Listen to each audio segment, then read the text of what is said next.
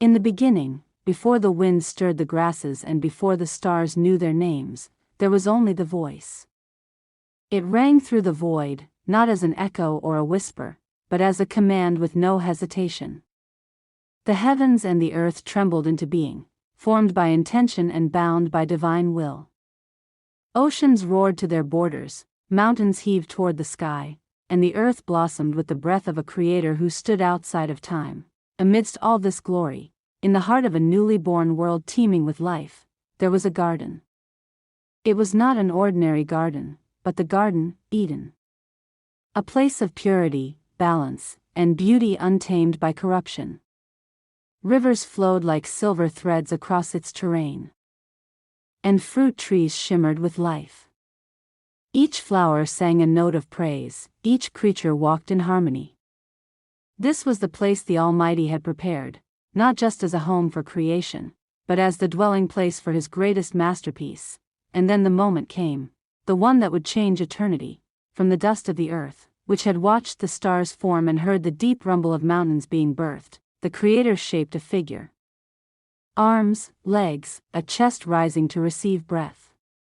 The first form molded by divine hands. And then, the voice spoke again, not in thunder, but in stillness. Breath. The breath of life poured into the nostrils of the being, and the man became a living soul. His name was Adam. Adam opened his eyes, and the first thing he saw was not the sun or the sky, it was the face of his Maker, full of purpose and perfect knowledge. A smile formed in the heavens. And the Creator said, "You are my image, my likeness. You will walk in my world and tend what I have given you." Adam stood, unashamed, his skin kissed by the wind that had never before known flesh. Birds sang his arrival, and the trees whispered his name through the rustling of their leaves. The animals came to him, one by one, each with a name he gave them, a task that was not a burden but a joy. Lion, swift and proud. Deer, gentle and graceful. Eagle, fierce in flight. He named them all, each name speaking to their essence. Yet as the sun passed overhead and Adam worked among the wonders of Eden, a quiet longing stirred within him. The lion had the lioness. The deer danced with its mate. But Adam, he was alone. The Creator knew the ache even before Adam could voice it. "It is not good for the man to be alone," said the voice that had called galaxies into being. "I will make for him a helper, suitable for him." And so, in a moment of divine mystery, Adam was caused to fall into a deep sleep. The first slumber of man. And while he slept, the Creator took from his side, not the head to lead him, nor the foot to be beneath him, but from the rib, close to the heart. From this, he fashioned woman. When Adam awoke, his eyes widened, and joy unlike any he had known filled him. She stood before him, formed of his own flesh, yet distinct, radiant, and whole. Bone of his bone. Flesh of his flesh. The first woman. The first love. Her name was Eve. They stood together beneath the trees of Eden, naked yet without shame. Two souls intertwined, bearing the reflection of God's image in unity and purpose. They walked with the Creator in the cool of the day, speaking as children speak with a father. There was no fear, no sorrow, only harmony, and at the center of Eden stood two trees. The tree of life, whose fruit granted eternal vitality, and the tree of the knowledge of good and evil, whose fruit carried the weight of choice. Of this latter tree, the Creator warned them, saying, "You may eat of every tree in the garden, but of the tree of the knowledge of good and evil, you shall not eat, for in the day that you eat of it, you shall surely die." The warning was clear. The garden was theirs. This was not merely a rule but a covenant, a boundary of love and trust. Adam and Eve were not automatons, they were given choice. To obey was to live in communion. To disobey was to separate themselves from the source of life. For a time, they obeyed. Days passed in radiant peace. Laughter echoed through Eden's groves. Animals gathered near them, unafraid. The sun warmed their skin without burning, and the moon cast a gentle glow over their slumber. No shame. No pain. Only joy, but not all was at peace. A serpent, more cunning than any beast of the field, slithered into the garden. The serpent was not as it seemed, for within it lurked the voice of rebellion, the same that had risen in heaven long before. When Lucifer, the most radiant of angels, had defied God and been cast down, and now, the enemies sought to mar God's masterpiece, the serpent found Eve alone near the center of the garden, where the forbidden tree stood in silent splendor.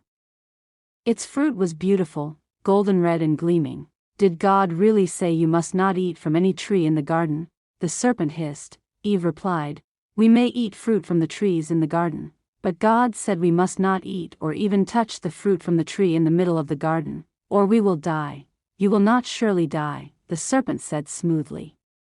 For God knows that when you eat of it, your eyes will be opened, and you will be like God, knowing good and evil. Eve looked again at the fruit.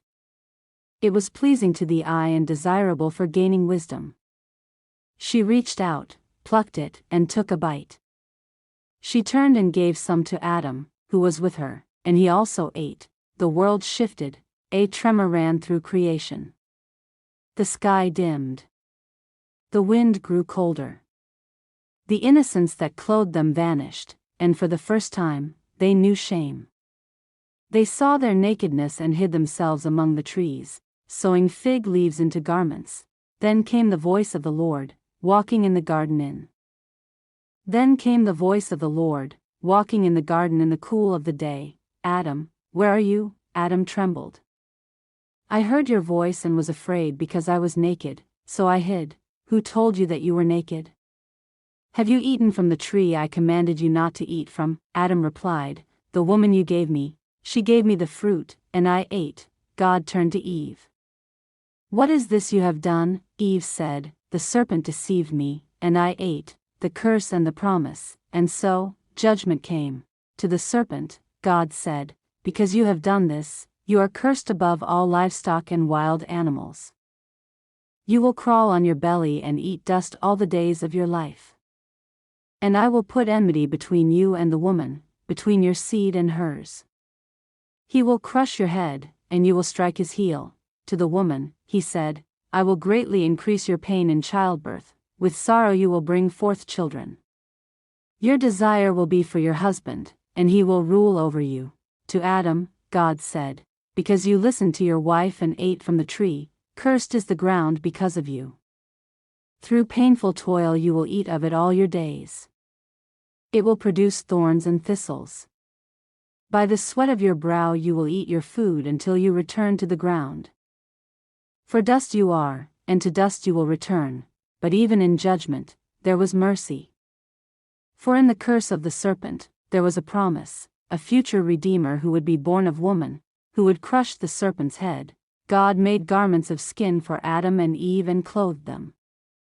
Blood was shed, the first sacrifice, a foreshadowing of the redemption to come, and then, with sorrow, God banished them from the Garden of Eden, lest they eat from the tree of life and live forever in their fallen state.